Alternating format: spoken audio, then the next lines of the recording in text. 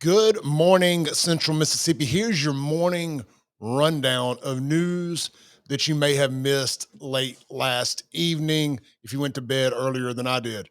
Capitol Police step up patrols after mass shooting at downtown Jackson Bar. Let's go over to WLBT and see what CJ LeMasters and the team have to say after Bo Luckey and Capitol Police came out with a statement about upping patrols downtown. This is what I like to see. This is real leadership from Bo Luckey saying, hey, we got to adjust how we're doing things downtown. If we want people to come down here and feel safe, we have to give them the environment to feel safe in. And that's what we're going to do with an adjustment in their patrols, or I'm kind of quoting him here, paraphrasing a little bit. Let's go over here to WLBT real quick. And we got 3 or 4 other little stories we're going to hit this morning. There'll be the way I'm going to do these videos, some mornings it's just not enough content for one good video from one topic. So we figure we take 3 or 4 topics, hit them in the morning. We'll have a main one that we lead with. That'll be the title of the video. So in the mornings, hit that bell, get that notification, and let me run down the top 3 or 4 stories from the day before in Clay's opinion, if I don't knock my teeth out of my mouth with my microphone here first. Here we go. Well, it would help if I cut the volume on, I presume. What's going on here? Yep, there we go. It would help if I cut the volume on. Let's try this again. Learning more tonight about the mass shooting in the capital city over the weekend that left 1 person dead and 5 others injured. Now, this happened at the Daquiri Bar on West Capitol Street around 1:30 a.m. Saturday. The Mississippi Department of Public Safety has identified the victim as 25-year-old Niger Devon McGee. The other 5 injured have not yet been identified. Capitol Police Chief Bo Luckey says they're not sure how many suspects could be involved as that investigation is ongoing. He says they believe some sort of argument led to the shooting, but it's not clear if it was something that happened that night or days ago. It does hit home a little bit more whenever you're dealing with an age range like you're dealing with here. I mean, the victims of this shooting ranged anywhere from 19 to 25 years old. I mean, at the prime of their life, you know, still children to some respects.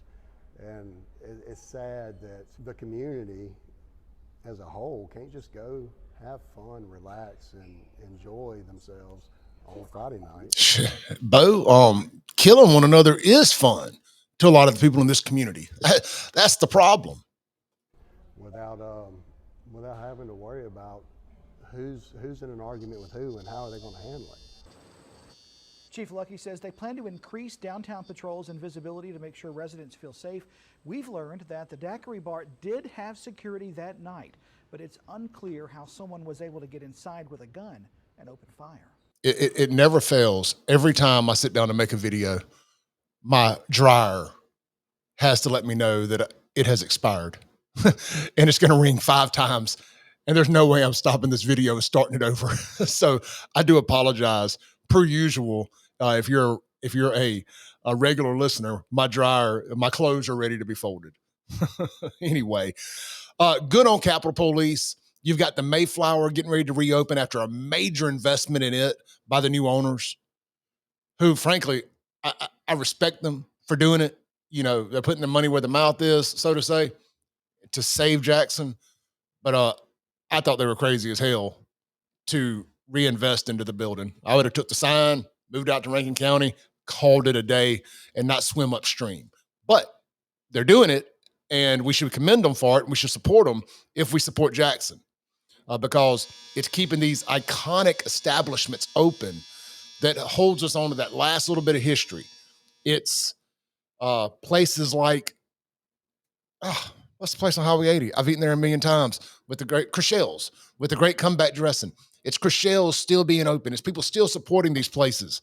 They don't become a memory of yesteryear. Places like the Elite and so many others that have closed down in the last few years that couldn't survive Chalkways Jackson. So I like to see what they're doing. They're going to get up. They're going to support. I say they're going to support.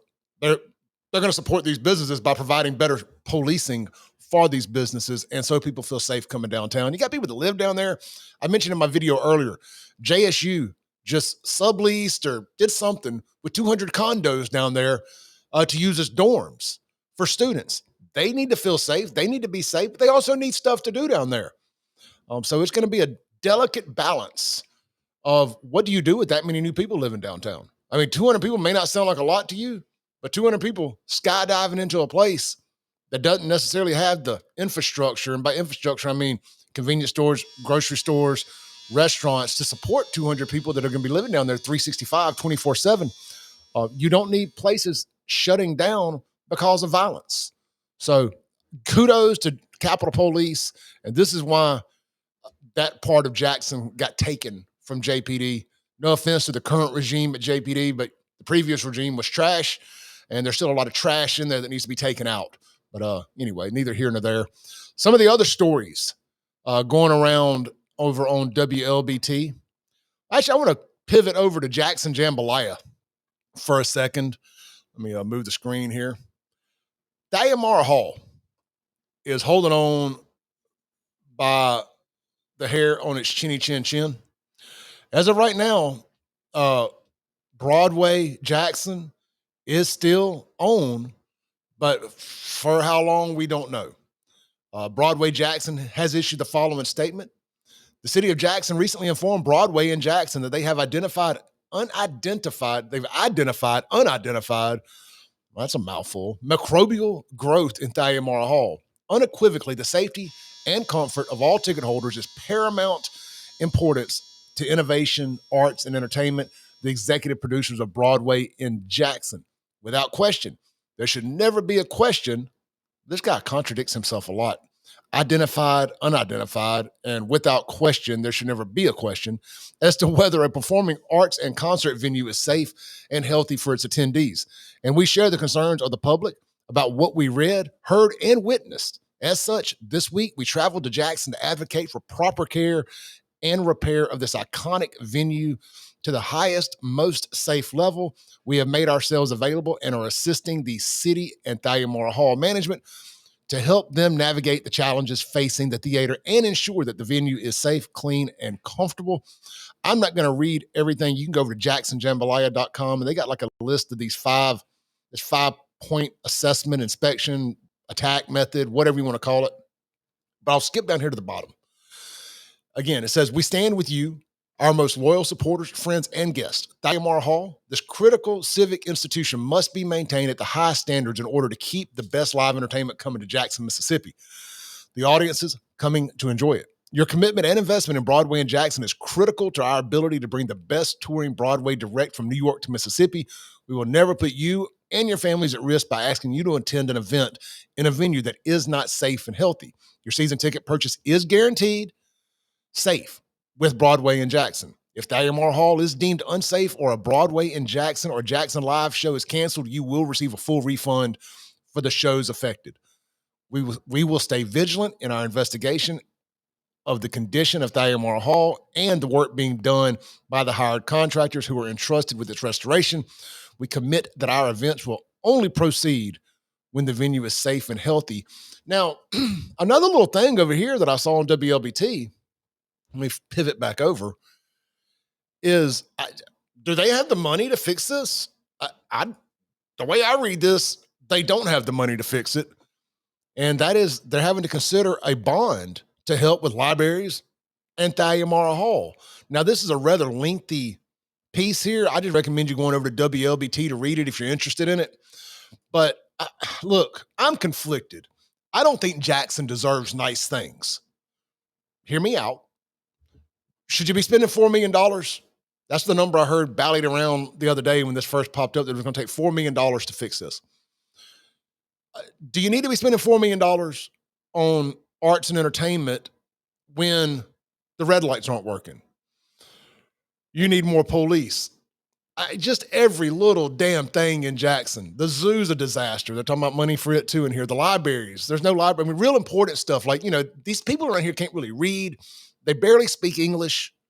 Go watch that video that I posted on my Facebook yesterday. It's like the most dangerous cities in America, Jackson, Mississippi, or something like that. And listen to the little gangbangers and the little Jacksonians, the little Chokwe and Tola supporters try to piece together a sentence. They speak their own little weird language because they can't read. They weren't taught. And, is it all their fault? I don't know. I mean, at some point, you just got to take some initiative and do the damn thing. Can't blame everything on your environment. Again, another conversation for another day. The flip side, where I'm conflicted about spending the money on Thalia Mara Hall, is the people who go and enjoy these events, the people who support the Broadway. You need the arts. I'm a big fan of the arts. Even if Broadway's not my thing, I don't really care for it. I don't hate it. It just ain't my thing. I'd rather go see a big rock concert, something like that. That's still the arts. You need these mid-sized 3,500, 5,000 seat venues, whatever Thalia Mara holds, because everything don't work in the Coliseum. Broadway don't work in the Coliseum. The acoustics are terrible. It's a big, if it ain't sold out, it's just a big gaping cavern. So I support them figuring out a way to fix this. I don't know if a bond issue is it. I don't necessarily want to lie to you until I understand exactly how bond issues work. I know that's passing the buck to the taxpayer, but it's a city-owned facility, so it all gets passed to the taxpayer. I don't guess I would have a problem with it. We'll see. I guess if I had a gun to my head right now and I had to make a decision, I would say fix Thalia Mara Hall, but fix the damn libraries and everything too. Don't just fix Thalia Mara Hall. Jackson needs libraries. It's a disaster over there concerning all that. All right, let's see here if there was another story or two that we want to hit before we get out of here. That fire over there, you know it's fire. The one everybody's been seeing for 3 days is in fact still burning. JPD are efforting getting that put out at the Mississippi Tire Recycling place over in South Jackson. It is what it is. It's a big fire. Jackson's a dumpster fire, and that's the greatest example of that I've ever seen. So, all right, one more big story here, and we may hit one or two more. Somebody, again, people investing money in Jackson with this current regime getting ready to go to jail. I don't know, but more high-end apartments coming to North Jackson following a council vote. A recent vote by the Jackson City Council clears the way for more high-end apartments to come to Northeast Jackson. On Monday, the council voted 5-0 to approve a request for a use. I can't read sometimes. I needed those damn libraries. The council voted 5-0 to approve a request for a use permit to allow developers to convert an office building in the 2600 block of Ridgewood Road into a unit of up to 20 multifamily apartments. I don't know why that was so difficult to read. The request was made by Capital Magnolia LLC. Speaking on that firm's behalf was Justin Peterson, president of State Street Group. Quote, "This area has a good bit of smaller office on Ridgewood and Crane Ridge Drive and along Lilia Drive. And we have learned over the past few years that apartments, particularly high-quality apartments, is a use that meets the market demand and is in harmony with the area," he told the council. The use permit was needed because the office building is currently located in an area zoned for C2 commercial. The Quarter House, a 138-unit apartment complex developed by State Street Group located nearby the Quarter Shopping Center, opened in 2021. That is a really nice little area. Ward 1 Councilman Ashby Foote urged his fellow council members to vote in favor of the measure. He spoke to WLBT afterwards, saying the nature of the area along Lakeland, Ridgewood, and Lilia has changed and that apartments would help attract more people to the city, in particular medical professionals. I agree with this 100%. He said they had good success with the other apartments they've done. Foote said, "I think it's great and helps build Jackson's population base, not knowing when construction will begin." Yeah, look, if private people want to invest money into here, by all means, boo-boo, invest that money. But, look over there at LaFleur's Bluff and, see how that's been quite the roller coaster ride right there at that LaFleur East or whatever it's called over there on the east side of 55 where the Salamukis and all that is, those big apartments and everything. I've heard those apartments are about half full. That may or may not be true. Somebody may have just been blowing smoke. But I do like the conversion of office buildings into high-end apartments. The real estate game, commercial real estate game especially, has changed so much post-COVID. People learning to work from home, remote working, whatever you want to call it.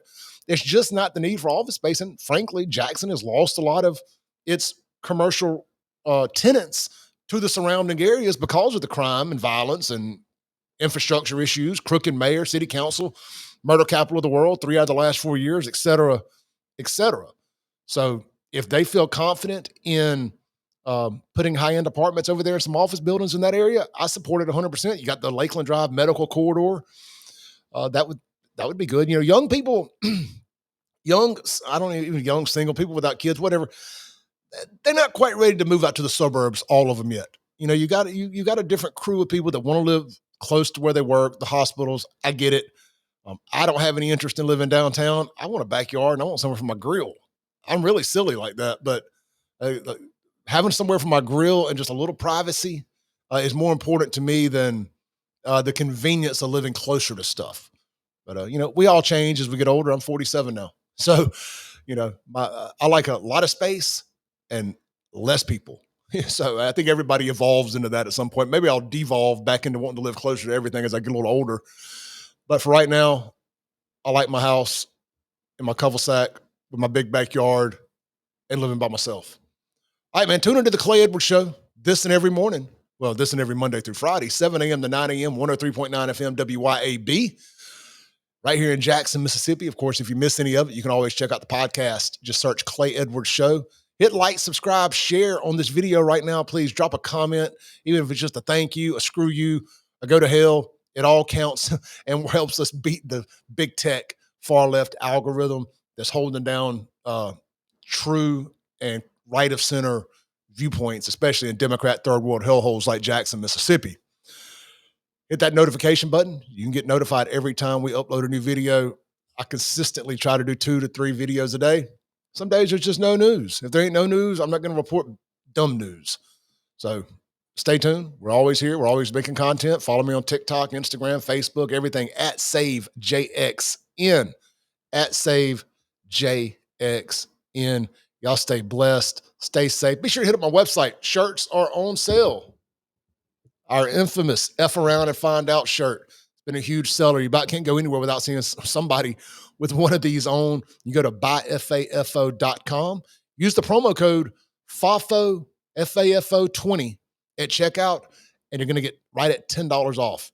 Everything available for just $20 each. Caps, shirts, tank tops, and we even got the Vote Felon shirt. We got a few of them left in 2XL and a couple other sizes. Anyway, sizes are listed there on the website. If for some reason we were out of your size, I will issue an immediate refund and send you a free sticker or something. Stay blessed, stay safe, and do not, for any reason, stop at a gas station in Jackson, Mississippi.